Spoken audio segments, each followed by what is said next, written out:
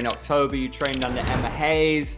What was that like? What's her style like? Barca, tiki-taka, like Man City, those things. Like, she's bringing those aspects to the game, to the women's game, and now bringing that to the WNT. And so that's really fun to see. Do you have a team when you speak about Europe? Is there a team that you love? When MSN was at Barca, like, that was what I was watching all the time. That was like, dang, this is dream soccer. And then I was really sad when that was over. And then I kind of gravitated towards Man City. Pep Guardiola, if you want to come coach me ever, or if I can come watch you for as long as possible, I'd love to do that. What's your biggest goal in this sport? Biggest goal is I want to be considered the best player in the world. Like, I want to be in that conversation. I want to be looked at in that way. Is there a favorite athlete for Red Bull of yours at all? Favorite is hard because there's a lot of great ones, but if there is somebody that I would like to meet, I'd like to meet Max Verstappen.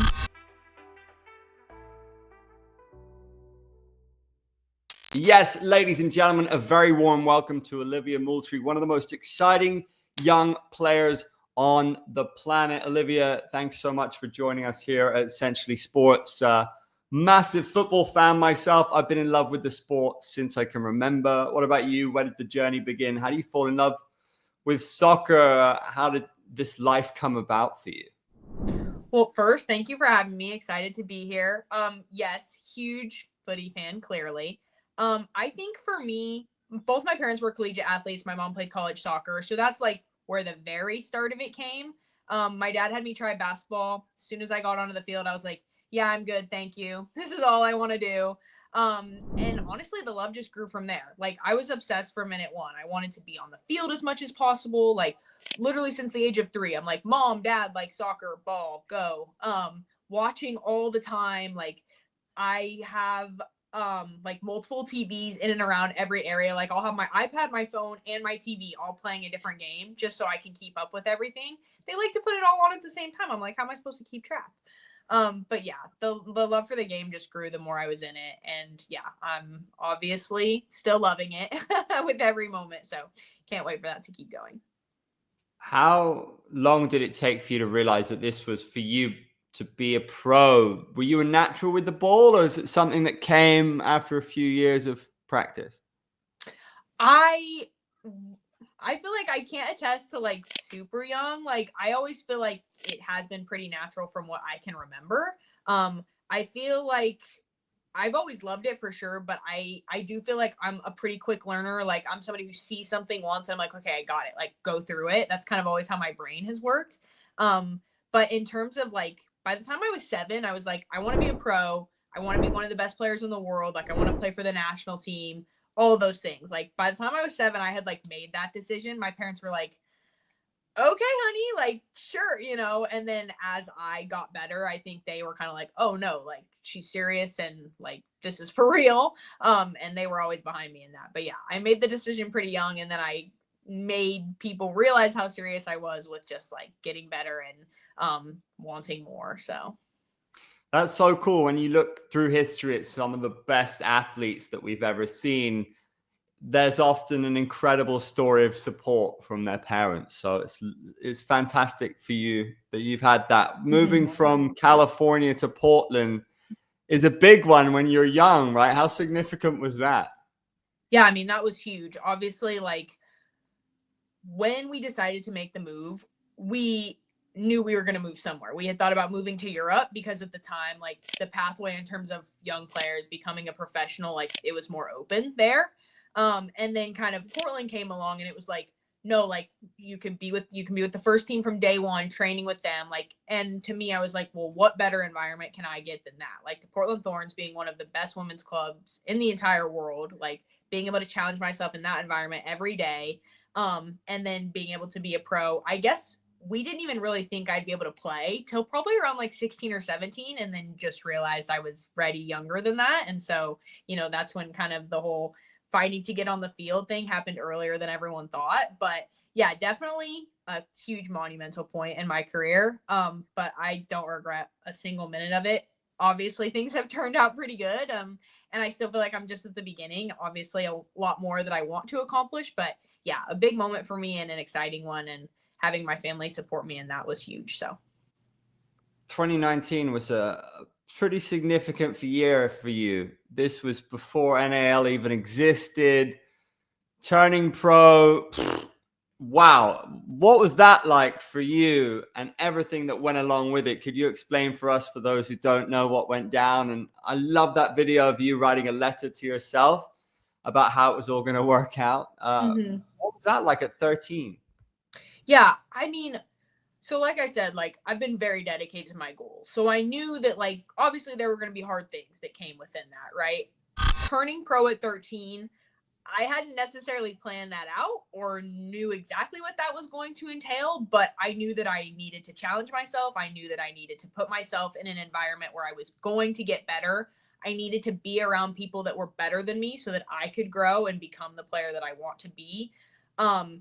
It was all of it was hard. Like all of it was really hard. It was a tough situation to be in as a 13-year-old with 33-year-old professional women, like having teammates as old as 36, 37, like, so that was difficult for me, but did it help me grow exponentially as a player and as a person and put me in a position where as a 19-year-old, like seeing what I've already done and what I hope to continue to do, like it's put me in the perfect position. I feel like I wouldn't be the player I am today without making that. And it's just set me up for hopefully a career of a lot of big successful things that I hope to accomplish. But yeah, it was huge. And I just don't think I am where I am without making that decision. So Seems to be going well so far. I've seen some of your highlight reel. You've scored some beautiful goals already in your career. In October, you trained under Emma Hayes. What was that like? What's her style like for you? What impression did she make on you? yeah, she made a big impression. I feel like she is just bringing a lot of like when you watch soccer in Europe, and obviously now the women's game is growing and watching that a lot, but just like the men's game in Europe and Champions League and things like that, like I feel like she's bringing a lot of what has made those things successful and entertaining and fun to watch, like kind of the best game that we think of, like Barca, Tiki Taka, like Man City, those things, like she's bringing those aspects to the game to the women's game and now bringing that to the WNT. And so that's really fun to see and be a part of. I think we see the game very similarly and want to play it that way. You know, you want the ball, you want possession, patience, and just like letting the game come to you and having fun with it. And so I can't wait to continue to grow with her in that, and just like kind of being with like-minded people is always the best thing, right? And leading to success. So yeah, obviously hoping to be back in there soon. I had surgery at the end of the year last year. So like I've been kind of building back towards that. And just being healthy and fit. And now with the NWSL season, like being back and being in that. So I can't wait for everything that's ahead. And I think we're off to a good start. So She made some headlines at the She Believes Cup with her approach to youth development and grassroots. Have you had any chats with her about it? And can she make a big impact, do you think, for young players? yeah, I definitely think she'll make a big impact. I mean, we've talked a bit about just like preparing us for that next World Cup, like this next wave of players that's coming in. Like, how can she put us in as many situations possible that prepare the group coming for what that will look like? Because obviously you can't prepare for it till you're in it, but how can we get as much experience on the international level to be ready for what we'll experience there? And I think she's very committed to that and committed to the youth national teams and, you know, working your way up to the full team and just like making that a priority, right? It's not just like, oh yeah, I hope everything goes good, and then you show up to the full team and I get to work with you. It's like, how can my influence follow through to the youth? And I think she's really committed to that, and I'm really excited to see how that will play out. But I think already thus far, like it's making a big difference. So I guess congratulations are in order for you. The cap looks pretty slick. Move to the Red Bull. What a massive name in the sport. How exciting is this for you? honestly huge. Like it's no other way to put it other than a dream come true. Like Red Bull is a brand that I've looked at forever, just the athletes that they've represented and just like winning at the highest level. And those are things that I look at and I'm just like, heck yeah, like we're definitely on the same page there. So I can't wait to continue to work with them. I feel like they are just a very supportive brand, and what's important to me is important to them and vice versa. And so we're very like-minded in that, and I'm really excited to work with them. I think it'll be great. So I remember as a kid, I had a New York Red Bulls jersey with Thierry Henry on the back. I think Erling Haaland's worked with them. Of course, they have teams all over the world, but as well in terms of extreme sports. Like, wow, what a cool brand. Is there a favorite athlete for Red Bull of yours at all? Favorite is hard because there's a lot of great ones, but if there is somebody that I would like to meet, I'd like to meet Max Verstappen.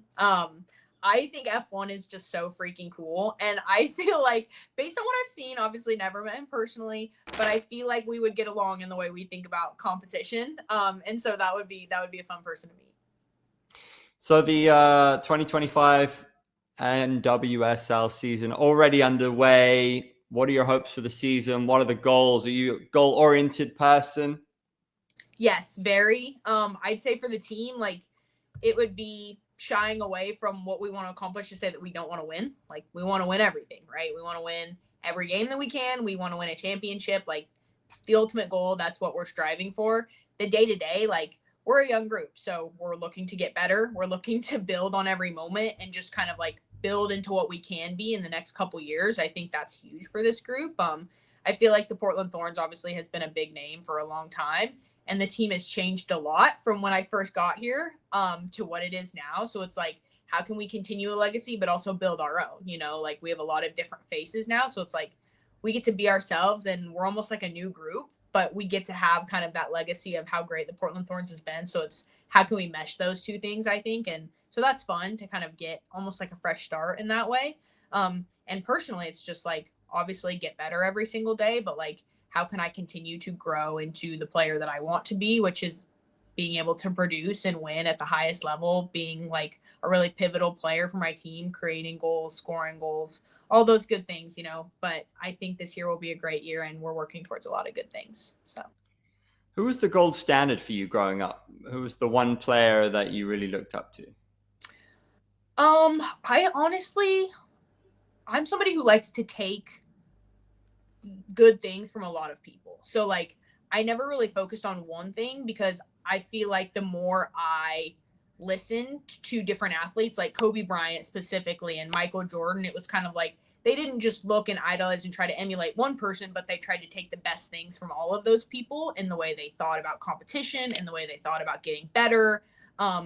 And that made them the best version of themselves. And so that's always kind of how I've looked at the game, is like, okay, Messi's an amazing dribbler, so how can I take that? De Bruyne's vision is unreal in the way he sees the game, so how can I take that? Like, that's always kind of how I've looked at it. Pogba's passing, like, how can I take that?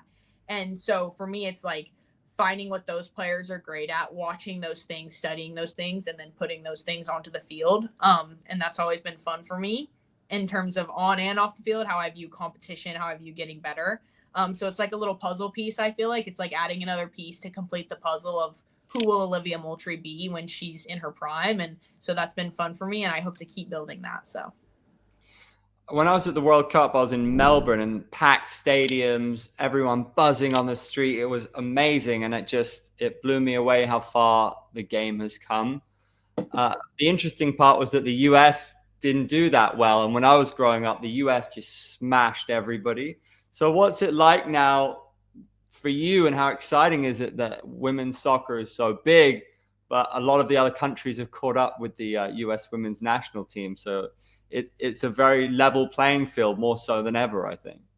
yeah, I mean, I would agree with you. Other countries have obviously like grown a lot.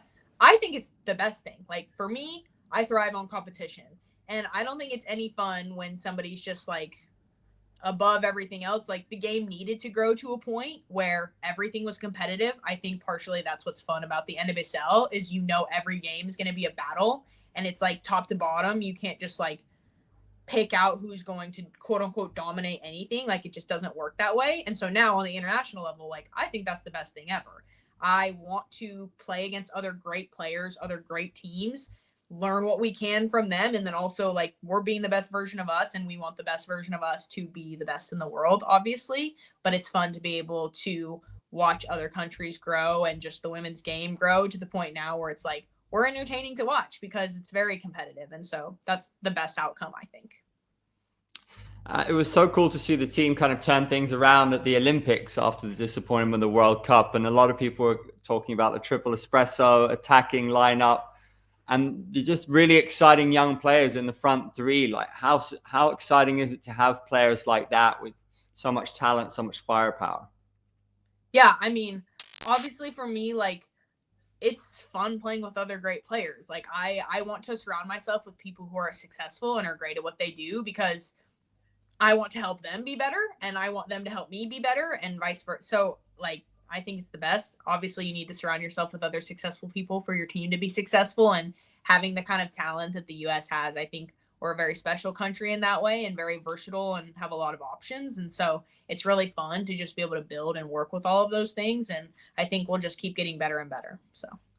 And how's the atmosphere in the States right now? Because I feel like externally looking in, having Lionel Messi playing there and having a World Cup, a men's World Cup just around the corner, is there more love and excitement for the game than ever before? I definitely feel like there's more and more. I was actually talking to somebody about this earlier, but it's like, I'm trying to get the US where the Super Bowl is not the most watched event here. Like, I need it to be something else. I want it to be World Cup games and NWSL games and MLS games and all those things, national team games. But I definitely think the game is growing here. We're not quite to the point where obviously these other countries are, where it's literally a part of their culture. It's a part of people's lives. Like, that's how I want to live. It's obviously a huge part of my life. And just continuing to bring that to the States, having a World Cup here and hopefully having a women's World Cup here in 31 is the plan. You know, the US is working towards that. So all of these things, it's just like building blocks, and it's really fun to see the growth, and it's definitely getting bigger and bigger. So what's your biggest goal in this sport? I think my biggest goal is I want to be considered the best player in the world. Like, I want to be in that conversation. I want to be looked at in that way. I want to work my way to the point where it's like playing anywhere. It's like I'm a pivotal player for whatever team I'm on. And it's really exciting to just continue to build my game in that way. I feel like I have a lot of time to kind of perfect my craft, I guess you could say. Like, obviously I want to keep getting better, but it's like, how can I hone everything in? And I would say that's my biggest goal. But yeah, there's a lot in the in-between, obviously, being a part of the national team, winning trophies there. I'd love to play in Europe and play in a Champions League at some point. That's like a dream, watching that as a little kid. And now you're like, oh yeah, I want to experience that. It's really special. So As a professional, sometimes you have a team when you're a kid and you let go of that a bit. Do you have a team when you speak about Europe? Is there a team that you love? when MSN was at Barca, like, that was what I was watching all the time. That was like, dang, this is dream soccer. And then I was really sad when that was over. And then I kind of gravitated towards Man City and watching them build all the way to then winning the treble.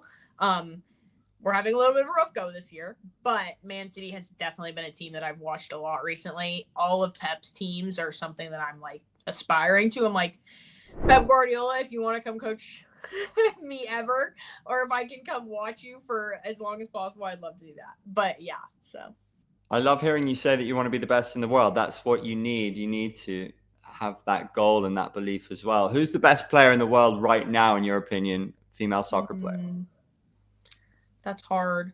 I feel like something that's cool about women's soccer in general is people look at it so many different ways, right? So it's like, somebody could think somebody's the best in the world at one thing, and somebody could think somebody's the best in the world at another thing. And it's like, I don't even know who I would choose, which is like why it's like, I want to be in that conversation, right? It's hard to ever be like, unequivocally, this person is the best at something.